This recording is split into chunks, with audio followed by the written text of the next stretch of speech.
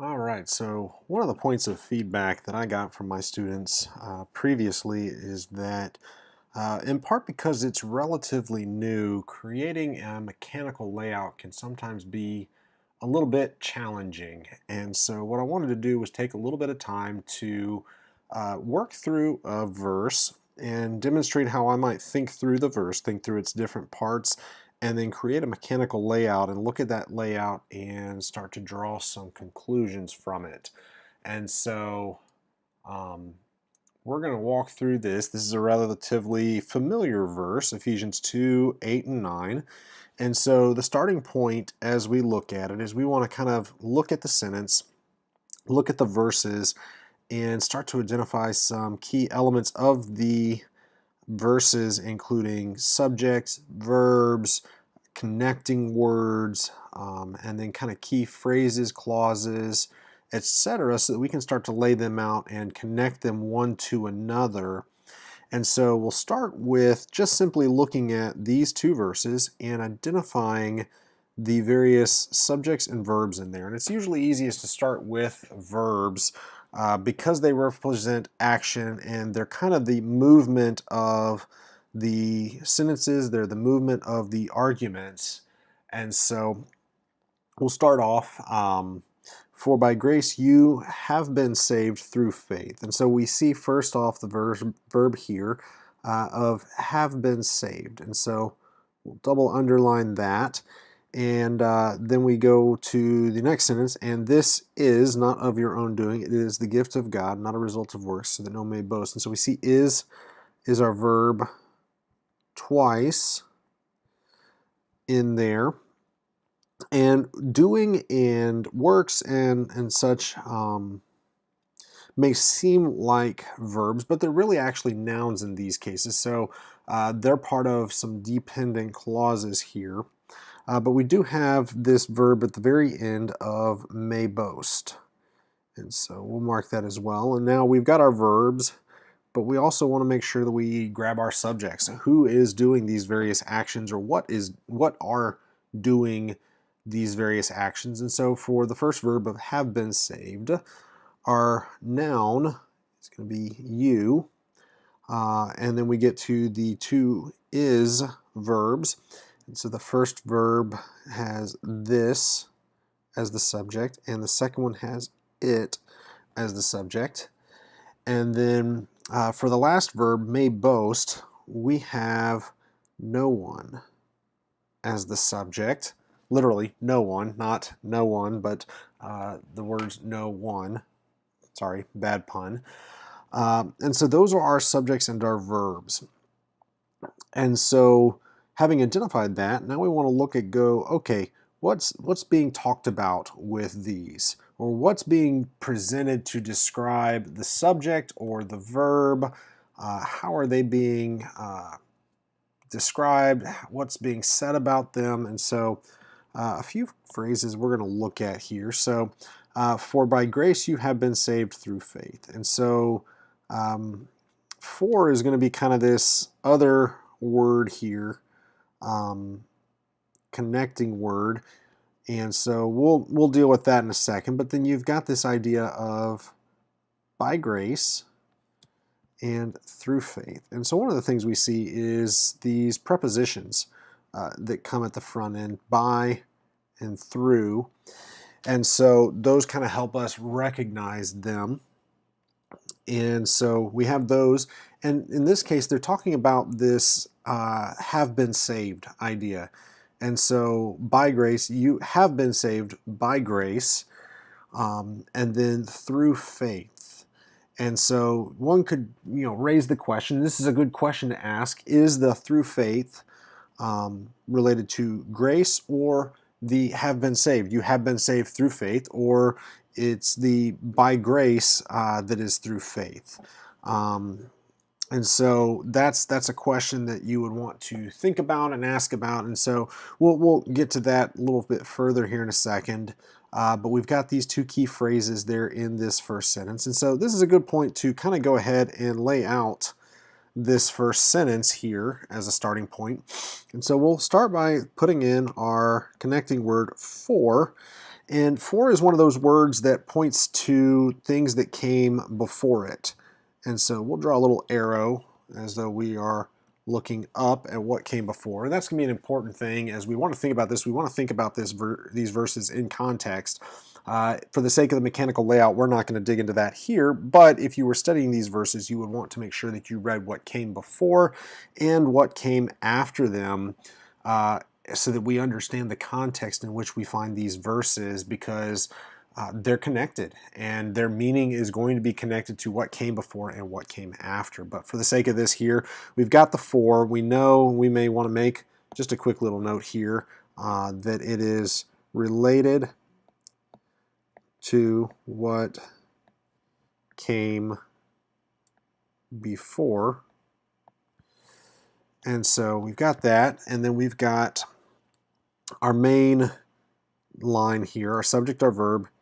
You have been saved. And so we can mark again just to help us see this laid out here as we go. So have been saved as our verb, and then you as our subject. And now we have to think about, okay, this by grace and through faith. So we know that you have been saved by grace. And so we will put the have been under have been saved. This is where the mechanical layout, it's the layout helps us visualize what's connected to what. And so we've got this verb. We know that by grace here, we're seeing by grace, and it's connected to the have been saved. And so we'll plug in and write that underneath the have been saved. And so that helps us to just simply visualize what goes with what. And so we'll put that there, and then the through faith. Now again, we got this question of, okay, is the saved through faith or is the by grace through faith? And so I'm gonna offer that the grace is through faith. The salvation is by that grace. And so it's kind of a tiered sort of thing, but we'll write that just to kind of, again, lay it out. We're going to put the through faith underneath grace so that we can kind of, again, visualize how this is all laid out. And so that gets us our first sentence here, and then we want to think about how we lay out the rest of what we've got going on. And again, we'll want to look and go, okay, so we got a few other phrases here. We've got this and as kind of a connecting word. We've got not functioning as sort of this negating word, and we've got that again a little bit later. We'll go ahead and mark it. And then we got this so that as another kind of connecting phrase there. And we'll talk about the so that in a moment and how we'll think about that. And so back to this first sentence, and this is not your own doing. Your own doing is a phrase there. And it kind of functions as the object of what is.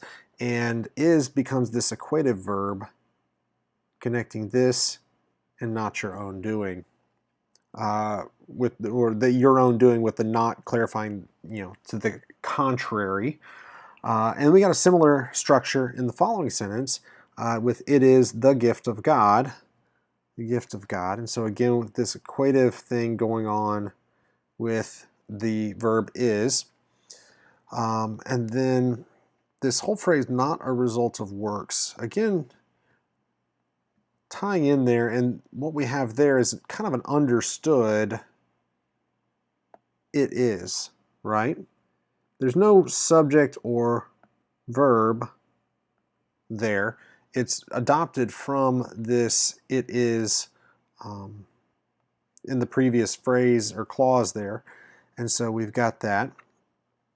And that kind of lays out everything that we've got. So let's lay this out as well. And so and it's going to end up connecting that with everything before. So we got two connected ideas, and that's going to end up relating back to this for. So the for is going to be related to both that you have been saved by grace through faith, and then it's also going to be connected to whatever follows this and right here.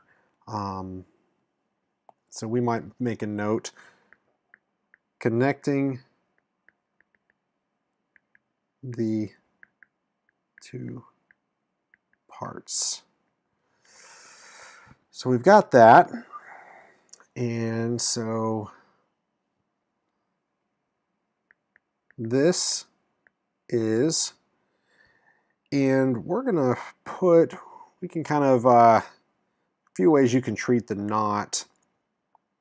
I'm gonna put it right there and say the not is to your own doing. We can mark our subjects and verbs here.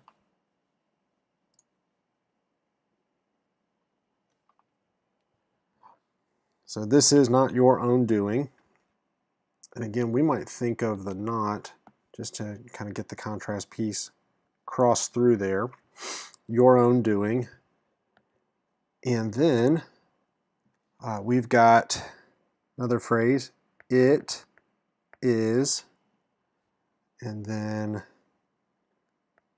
the gift of God. Again, mark our, subject and verb. And then we get to this last bit of so that.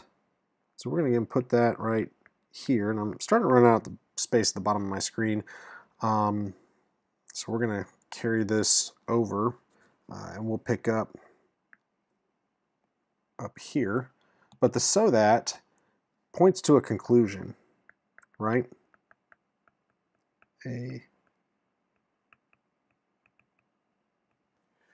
So that we got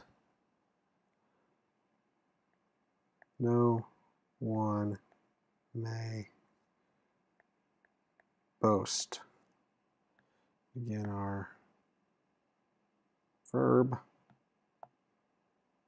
or subject. So a couple things we also want to think about. Anytime you have things like this and it, where they're pronouns, we want to think about what they're referring to. And so in this case, there's a few things that these can be pointing back to. They could be pointing back to grace. They could be pointing back to this idea of salvation, and they could be pointing back to faith. And so that would be one of the questions we would have to ask. Or it could be kind of pointing back to that whole previous phrase in some ways. The fact that it is by grace you have been saved through faith. That whole idea connecting this and it. And so that's part of what we want to think about with that, and may draw that kind of connection. What we can conclude, though, is that this and it probably the same thing. Especially with the fact that we've got this contrasting word not right here put in there that draws a contrast, and so we're seeing two different ways of looking at the same thing, then that would kind of connect this and it. And so if we were to look at this as a whole now, so we have been saved, and this salvation is by grace, and it is through faith. But in contrast, it's also not of our own doing. Instead, it is the gift of God. And the purpose of this is so that ultimately one may not boast. This is what it's all working to right there. And so, at the end of the day, by laying this out, it helps us kind of see the different points, see how they all connect together, and help us work towards making right conclusions from it. Thanks.